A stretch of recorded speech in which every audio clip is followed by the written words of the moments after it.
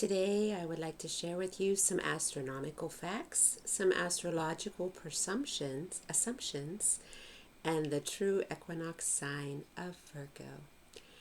I want to welcome you to Zodiac Sophia. My name is April. I've been an astrologer for nearly 30 years now, and I've always felt a deep connection and relationship with the stars.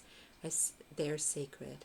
And there's a rich esoteric tradition that has been built upon by many great spiritual teachers, and I want to reclaim this heritage and share it with you today. So let's talk about what happened from sidereal to tropical. In the beginning, astrology was based on sidereal.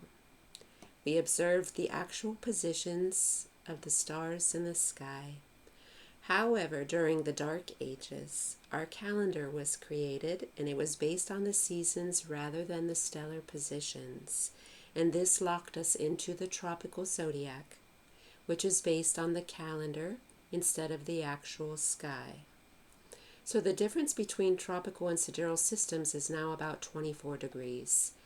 And this means that most tropical signs are off by almost one full sign from their sidereal position due to the precession. And this is from Ethan Chimenti at Mastering the Zodiac. He wanted to let us know.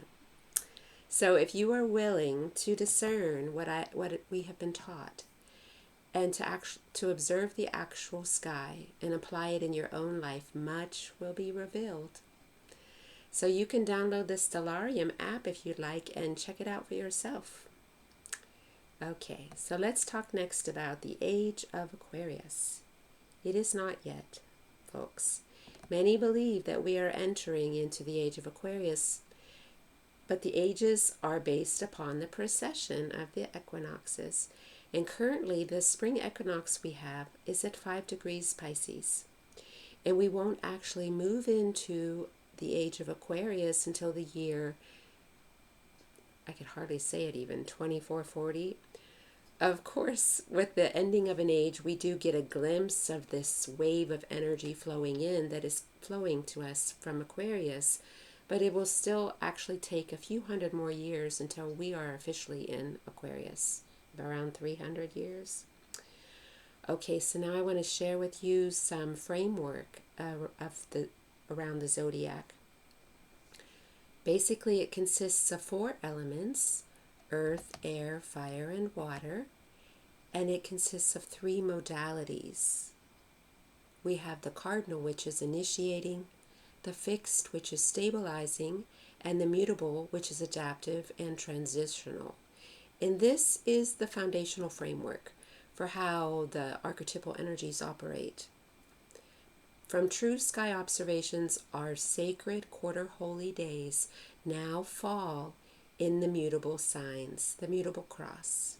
The autumn and spring equinoxes are in the Virgo Pisces axis now, and the summer and winter solstices are in the Gemini Sagittarius axis. So these cross quarter holy days, they bring in the mutable energies to start each season. So this is a transition time that teaches us flexibility, adaptability, and changeability. The mutable cross, this is soul evolutionary work. This cross energy teaches us through life experience, and it challenges us for soul refinement. We can learn from the world around us. Mutability is flexibility, and yet discernment is also necessary as we synthesize these opposites. So as we grow and work consciously with the heavens above, the mutable signs teach us refinement and the higher evolutionary qualities of the soul, our spiritual growth, service to others, and harmonization through polarity integration. So the equinox is a time of balance and inner reflection. It is essentially a time of going within. Day and night are of equal length. Light and darkness exist within and without, so we can reflect on these polarities with the psyche as well as in nature all around us. So now we are going to be going into the darker half of the year. So you can utilize this time to go within, do the inner work, and reflect upon the solar alchemy of Virgo. As we turn our attention inward to know thyself, we are guided by the heavens and shown through nature's seasons. I have a recent video on Virgo for a deeper dive into the spiritual significance of this placement with the sun in this constellation of Virgo. So some wisdom from anthroposophy. Patsy Scala teaches us in her reflections on the calendar of the soul that our souls are growing, becoming, and a living expression of the cosmos. The changing seasons offer this to us. As we experience the light diminishing in autumn, we go within and become the keepers of the light. In anthroposophy, the autumn equinox is a turning point where the soul is called inward. Rudolf Steiner linked this time to a shift from outward activity to inner self-knowledge as we reflect on the deeper forces of nature and the cosmos. And we have here as well the Michaelmas season. It's associated with the equinox, and it represents the transition from summer's growth with Archangel Uriel to spiritual struggle and the courage offered by Archangel Michael.